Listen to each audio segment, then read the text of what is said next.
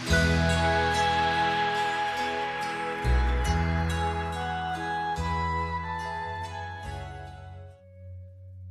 dia. Deuteronômio 16. Livro de Deuteronômio, capítulo 16. Guarda o mês de Abib e celebra a Páscoa, o Pessah, a Páscoa do Eterno, teu Deus. Porquanto foi numa noite do mês de Abib em que Deus, teu Deus, te libertou, te fez sair do Egito. Sacrificarás como oferta de Páscoa ao Senhor, teu Deus, um animal dos teus rebanhos de bois ou ovelhas, no local que Deus escolher para a habitação do teu santo nome. Não comerás pão levedado, feito com fermento, mas durante os 7 dias de celebração comerás tua oferta com matzá, o asno, o pão sem levedo, não fermentado, o pão que faz recordar a aflição, pois foi às pressas que deixasse a terra do Egito, a fim de que em todos os dias da tua vida te lembres da época em que abandonaste o Egito.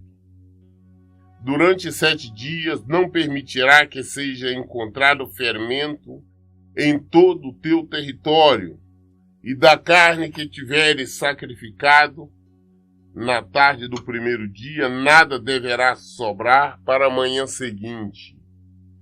Não poderás sacrificar a Páscoa em qualquer das cidades que Deus, teu Deus, te concederá, mas exclusivamente no lugar que o próprio Deus, teu Deus, tiver escolhido para aí fazer residir o seu nome. Sacrificarás o cordeiro de Páscoa à tarde ao pôr do sol, e o comerá no tempo determinado em que saíste do Egito. E o grelharás e o comerás no local específico que o Eterno teu Deus determinar. Ao raiar do novo dia voltarás e irás para tuas tendas. Durante 6 dias comerá pães ázimos sem fermento, e no 7º dia haverá uma solene reunião geral em honra de Deus, o teu Deus. Nenhum trabalho realizará. Isso na época da lei, Deus determinou como eles deveriam festejar a Páscoa. A Páscoa inicialmente se comemorava exatamente a saída do povo do Egito. No mesmo dia, no mesmo mês, na época se comemorava. Fazia-se então 7 dias de festas ali, mas deste procedimento, festa a Deus, comemorando a Páscoa e agradecimento à saída do povo ali do Egito. Não esta Páscoa que nós conhecemos hoje, que é uma festa comercial. Não essa Páscoa onde se vende ovos de chocolate. Não essa Páscoa onde se dá a entender que coelho bota ovos. Isso é uma festa comercial que nada tem a ver com Deus. Na verdade, a Páscoa em que se comemora hoje pelo mundo, que nós comemoramos, é quase como uma festa pagã. Por que quase uma festa pagã? Exatamente por essa discrepância em falar ovo de coelho, ovo de chocolate, relacionar-se com coelhos. Então é uma festa que não tem nada a ver com a festa cristã. É que eu tenho falado sobre o sincretismo religioso, exatamente isso. Se apanha coisa de outras religiões, ou traz de outras coisas, ou até meio de folclore, e coloca-se como se fosse uma festa cristã, uma festa religiosa. Isso não tem nenhum fundamento bíblico. A festa, a comemoração da Páscoa era da época da lei e comemorada nestes termos aqui. Nada a ver com chocolate. Nada a ver com coelho. Era 7 dias onde não se permitia, não era comer o fermento, não, nada relacionado a fermento. Não se podia nem mesmo ter nada em casa que tivesse fermento. Os pães eram aqueles pães árabes segundo a tradição deles, aquele pão sem fermento, aquele pão mais duro. Então, hoje nós vemos aí falar numa Páscoa aí que não é cristã. E infelizmente nós temos as igrejas comemorarem isso. Contará 7 semanas a partir do momento em que lançares a foice no homem, nas espigas, e começará a contar 7 semanas. Ou seja, a partir do momento que começasse a época da colheita, então iriam contar. Agora nós estamos falando dando explicação a respeito das festas da colheita. Quando começava-se a época da colheita, contava-se 7 semanas então. E então celebrará a festa de Shavuot das semanas em honra de Deus, teu Deus. A oferta espontânea que tua mão fizer deverá ser proporcional ao modo como o seu teu Deus te houver abençoado. E te alegrarás na presença de Deus, teu Deus, tu, teu filho, tua filha, teu servo, tua serva, o levita que vive em tua cidade, o estrangeiro, o órfão, a viúva que igualmente vive no meio de ti, todos no lugar que o próprio Deus, teu Deus, houver designado para ir fazer assentar o seu santo nome. Lembra que fostes escravo e peregrino no Egito, e cuida de obedecer fielmente a todos estes decretos. Nós falamos sobre a Páscoa, agora está falando do nome da outra, que é a festa da colheita, da semana. 7 dias da época, a partir da época da colheita, quando iniciava a colheita, então Deus determinou que fizesse uma festa de adoração a Deus. E que todo mundo que desse de maneira espontânea uma oferta que apresentasse, apresentasse proporcionalmente de acordo com aquilo que colheu, aquilo que Deus abençoou bastante. Então deu uma oferta generosa. E ali fizesse então a festa, comemorava todo mundo junto. Isso aqui são instruções para a festa da colheita. Agora tem a festa das tendas e dos tabernáculos. Celebrará também a festa de Sucot, das tendas, durante 7 dias após ter recolhido o produto da eira, separado o cereal da palha, e ter esmagado todas as uvas e olivos dos teus lagares. Alegra-te nessa grande festa com teus filhos, tuas filhas, teus servos e servos, levitas, estrangeiros, órfãos, viúvas que vivem nas suas cidades. Durante 7 dias festejará em honra ao Senhor, o teu Deus, no local que Deus tiver indicado, pois o Eterno teu Deus vai te abençoar em todas as tuas colheitas, em todo o trabalho das tuas mãos, com o objetivo de proporcionar plena felicidade na terra. 3 vezes por ano, todos os homens de Israel deverão comparecer diante de Deus, teu Deus, no lugar que ele houver escolhido, na festa dos pães sem fermento, nas festas da semana e nas festas das tendas. E ninguém se apresente de mãos vazias diante de Deus, e cada um traga sua dádiva conforme as bênçãos recebidas do Senhor teu Deus.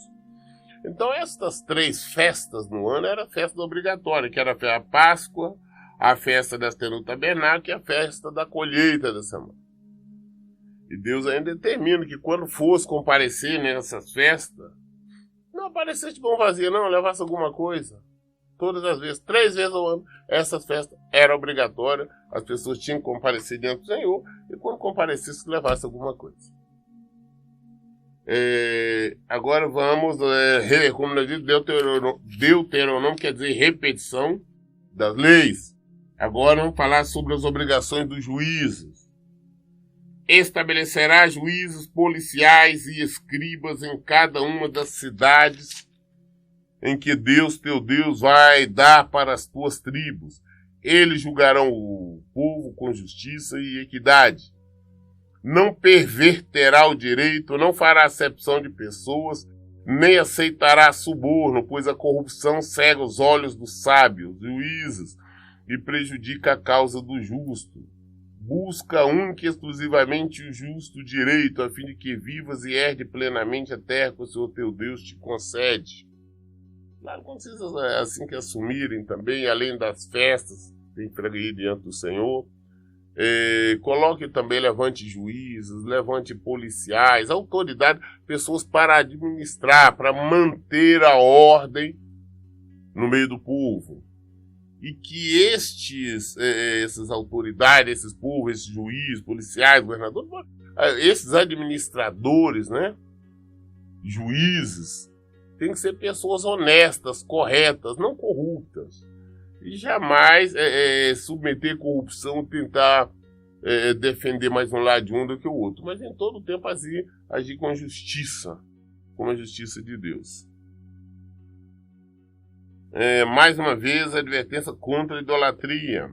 Assim, não erguerá estelas ou postes ao culto da deusa Será, a Baal ou a qualquer outro deus, além do altar que construirá em adoração a Deus, o teu Deus. Não levantará nenhuma outra coluna sagrada, porque o Senhor nosso Deus detesta todos os ídolos pagãos. Olha, o único Deus que vocês vão ter para adorar somente a mim, é a única igreja, templo dedicado ao Senhor, altar somente para o Senhor. Não faça altar para quem quer que seja. Não existe, ou para santo, ou para santa, ou para Deus desse, aquilo não existe. É totalmente contrário, são deuses pagãos. O único Deus que nós adoramos é o Senhor. É isso que ele está determinando. Quando vocês forem entrar na terra prometida, adore somente a Deus. Não levante templo ou altar para quem quer que seja. Só existe um Deus. Deuteronômio, capítulo 17. Nunca sacrificarás para Deus, teu Deus, um touro ou uma ovelha com defeito ou qualquer imperfeição grave. Este tipo de atitude seria detestável para ele. Não podia, levar aqui na igreja um boi, uma ovelha, qualquer coisa, para o sacerdote sacrificar, como naquela época exigia-se sacrifício holocausto, fosse um animal com defeito. Que Deus sempre exigiu o nosso melhor. Se vamos apresentar, dar alguma coisa a Deus, vamos dar o melhor. Ele é o Senhor, como que nós vamos apresentar? Vou dar esse resto para Deus, apresentar isso. É por isso que a humanidade sofre muitas vezes, porque nós não damos a prioridade a Deus, nós deveríamos dar o melhor do nosso tempo, o melhor da nossa atenção, o melhor do nosso trabalho. Se um homem ou uma mulher que vive numa das cidades que Deus teu Deus te dará, for encontrado fazendo o que é reprovável aos olhos do Senhor teu Deus, transgredindo a sua aliança, e assim desobedecendo ao mandamento que hoje te proclamo, para servir a outros deuses e prostrar-se perante eles, ou diante do sol, da lua, ou diante das estrelas do céu. Se isso for denunciado a ti, ou se tu ouvires primeiro, fará uma acurada investigação. Se ficar comprovado, se for verdade que uma tal abominação como essa foi cometida em Israel, então farás sair às portas da cidade o homem ou mulher que cometeu este pecado tão escandaloso e apedrejarás o culpado até a morte. Contudo, é preciso que haja pelo menos 2 testemunhas para que uma pessoa seja condenada à morte. Ninguém pode ser morto se houver somente uma testemunha. As mãos das testemunhas serão as primeiras a proceder à execução, e depois as mãos de todo o povo. Deste modo eliminará o mal do meio de ti. Quando fala as portas da cidade, porque naquela época as cidades eram cidades cercadas, se construía a cidade era como uma casa murada, fazia-se muro ao redor. Não tinha uma prefeitura, um palácio do governo. O que tinha, as pessoas se reuniam ali na entrada da cidade, as autoridades, os anciões, as pessoas, todos os negócios eram decididos ali, na entrada da cidade, ou seja, na principal entrada da cidade. Você encontrava o rei, você encontrava todo mundo ali, todas as autoridades. Ali naquele centro, ali na entrada da cidade. Se você quiser saber notícias, informação política, tudo você sabia ali naquele meio. Então o que Deus está falando? Vamos colocar que descobrisse que alguém, um homem ou uma mulher, estava idolatrando o Deus Sol, o Deus Lua, ou um santo, ou uma santa qualquer, ou um Deus esse ou Deus aquele. Se ele soubesse, deveria então investigar com profundidade, se comprovasse realmente que a pessoa estava agindo daquela maneira, deveria então trazer as portas da cidade, trazer a ser perante as autoridades, mas não poderia ser uma pessoa só, tinha que ser 2 testemunhas. Para acusar alguém, para ser essa pessoa ser executada, tinha que ser 2 testemunhas. A acusação de uma só não era válida. E quando tinha pelo menos essas 2 testemunhas, essas 2 primeiras testemunhas tinham que ser as primeiras pessoas a iniciar o apedrejamento. Então todo o restante ia em Israel para matar essa pessoa a pedrada. Só quando nós falamos pedrada, as pessoas imaginam os pedacinhos de pedra que se jogavam, mas eram pedras enormes. Quanto maior, era para esmagar, para acabar com a pessoa. Então, era para matar todos que tivessem envolvido com idolatria. Na época da lei era assim. Essa era a lei de Deus. Então nós vemos que desde o início nós temos um Deus muito sério. As coisas de Deus, às vezes, nós não entendemos, mas são, digamos assim, radical. Hoje as pessoas, não, é muito radical. Não, mas Deus é radical. Continua da mesma maneira. Hoje nós temos a morte espiritual. Quem não está agindo em conformidade com o Evangelho do Senhor. Mas fulano idolatra isso ou aquilo, faz isso ou aquilo, está bem. Só que é uma pessoa que está morta espiritualmente. Nós caminhamos para a vida. Aqui não é a vida verdadeira é Jesus. Só quando nós estamos agindo de forma errada, idolatria, qualquer coisa, nós estamos mortos espiritualmente. Se nós morrermos agora, nós vamos passar a eternidade no sofrimento, na desonra. Quando tiver que julgar uma causa que te pareça demasiado difícil, casos complexos de homicídio, pleitos, lesões mortais ou causas controvertidas em tua cidade, levantar-te-ás e subirás ao lugar que Deus, teu Deus, houver escolhido. Irás então até os sacerdotes, levitas e aos juízes que estiverem em função naqueles dias. Eles investigarão e te anunciarão a sentença. Agirás absolutamente de acordo com as instruções que te transmitirem desse lugar que o Senhor houver designado. Cuidará de realizar tudo conforme todas as orientações. Fará segundo a ordem que te derem, de acordo com a sentença que te anunciarem, sem te desviar para a direita ou para a esquerda, da palavra que eles te houverem comunicado. O homem que agir com arrogância, não obedecendo ao juiz ou ao sacerdote que está ali para servir unicamente ao Senhor teu Deus, deverá ser morto. Deste modo extirpará o mal do meio do povo de Israel. Assim todo o povo temerá e não ousará mais agir com presunção e rebeldia. Quando existia algum caso, alguma situação que era difícil ali para a pessoa resolver, um caso de homicídio, tentativa de homicídio, agressão, lesão, roubo, não importa qual for. Então deveria apresentar-se ao sacerdote, ao juiz. Eles investigariam e julgariam. Mediante aquela sentença ali proferida por essas autoridades, deveria ser cumprida. Mas se a pessoa ou as pessoas se recusassem a obedecer, a cumprir, então deveria ser sumariamente executada, deveria ser morta, para que servisse de exemplo para os outros saber que não poderia rebelar-se contra aquelas autoridades. Nós lemos lá, inclusive em Romanos, em Coríntios também, que todas as autoridades emanam do trono de Deus.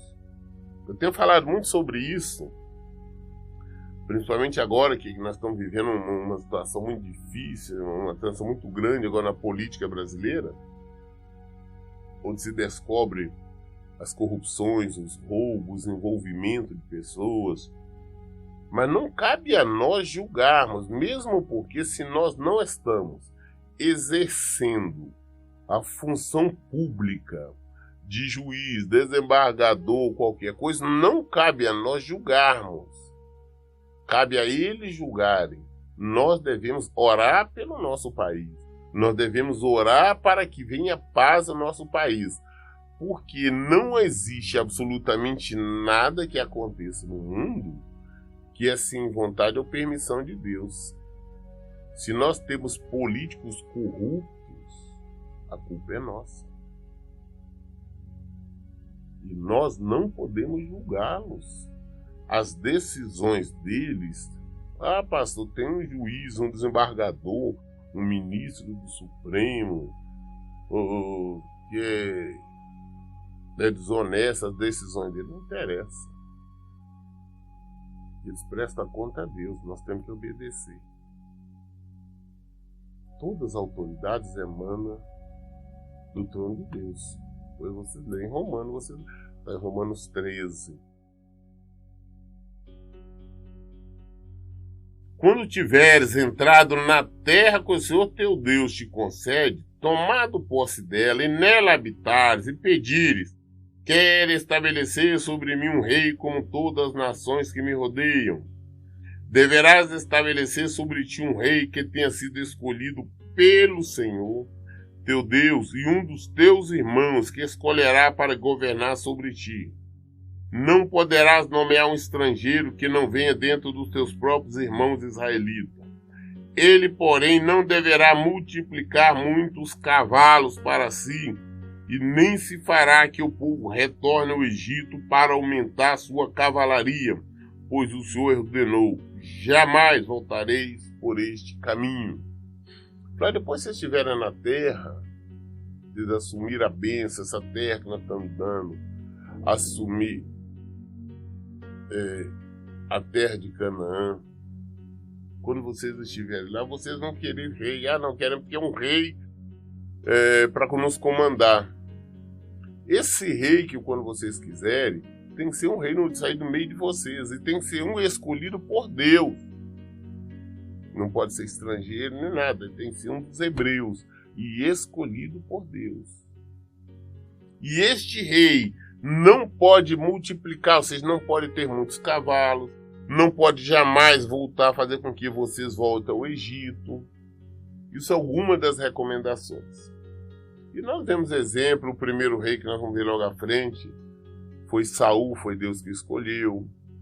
Depois Davi, vários outros bons reis, malvados, perversos, bonitos, todo tipo de rei. Nós vamos ler essa história no decorrer da nossa meditação diária. E ocorre que não deveria, um dos mandamentos, que não deveria multiplicar cavalo. O rei mais sábio que nós tivemos, né, que foi o filho de Davi, também nós vamos ver avante, que foi Salomão, um dos homens mais sábios. Ele escreveu Eclesiastes, ele escreveu alguns salmos, 2 salmos, ele escreveu Provérbios, ele tem alguns livros, né? Foi considerado um dos homens mais sábios, um dos reis mais sábios. Mas no final ele fez bobagem, fez aquilo que Deus disse para não fazer e se desviou. Ele multiplicou o cavalo, fazia muito tempo. Fez uniu-se com o rei do Egito, a filha dele, e no final se perdeu. Estava adorando todo tipo de Deus e se perdeu. Que o rei não tome para si muitas mulheres. Tudo que Deus falou aqui anteriormente, ele fez. Ele tinha 1000 mulheres. 1000 mulheres. No final, ele estava adorando todos os deuses dessas mulheres. Nós vamos chegar até lá. Então, nós estamos acompanhando, estamos vendo. No início aqui, antes, tá? Nem se pensava em existir Salomão, muito menos o rei Davi ou outros. Deus já tinha dado a recomendação do que não poderia ser feito. A rebeldia, a desobediência leva ao fracasso. Que o rei não tome para si muitas mulheres, para que seu coração não se desvie da sabedoria e que não arrecade excessivamente prata e ouro para si. Pensando naquela época, Deus já tinha determinado que nem que o rei não arrecadasse, não procurasse ter muito dinheiro, ficarmos muito ricos. Quando ascender o trono do seu reino, mandará escrever num rolo para seu estudo pessoal uma cópia da Torá, a lei que está aos cuidados dos sacerdotes levitas. E ele deverá ter uma cópia da lei, essa lei que nós estamos lendo aqui, que é a repetição. Ele deveria ter uma cópia da Bíblia da época, que é a Torá.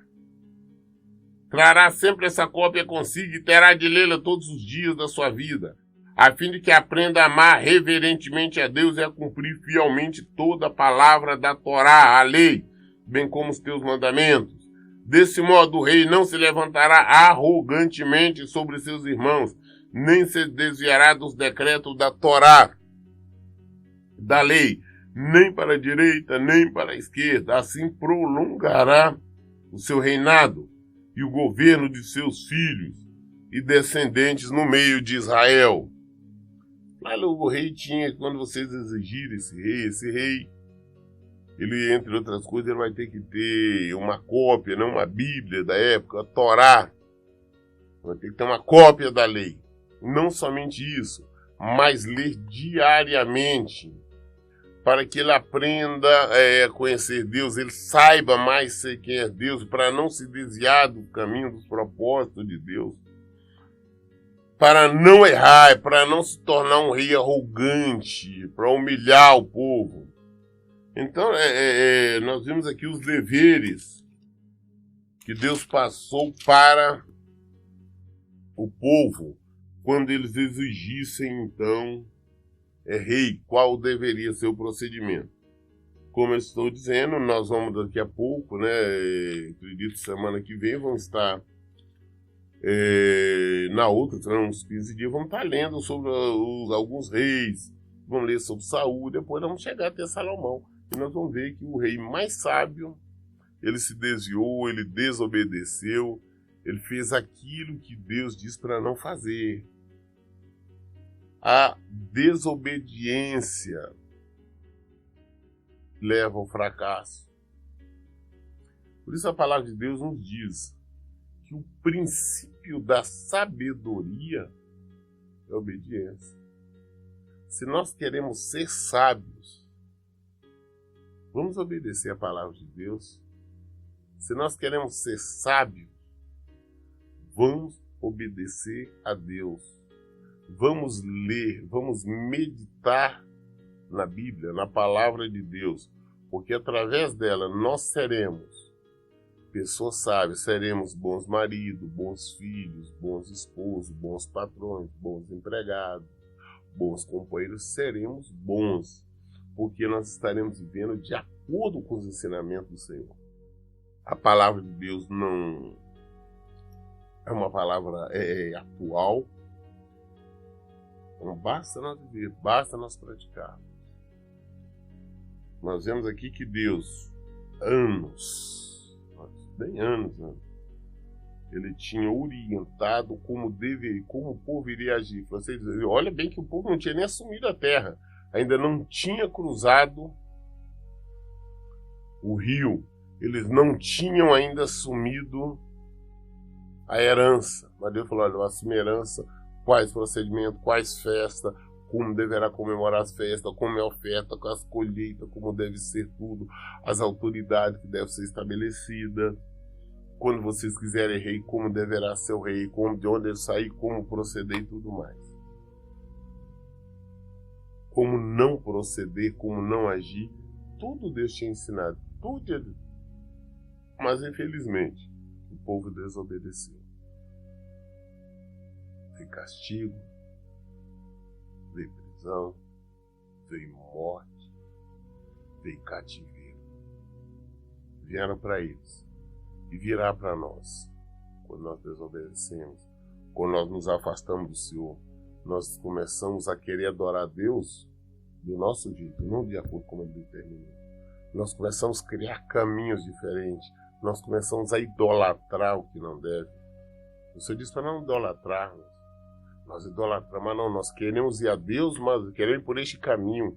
Vamos pedir a santa não sei quem. Ele disse para não fazermos isso. Nós queremos que santo anjo, santo isso, santo aquele, possa nos aproximar mais de Deus. Não.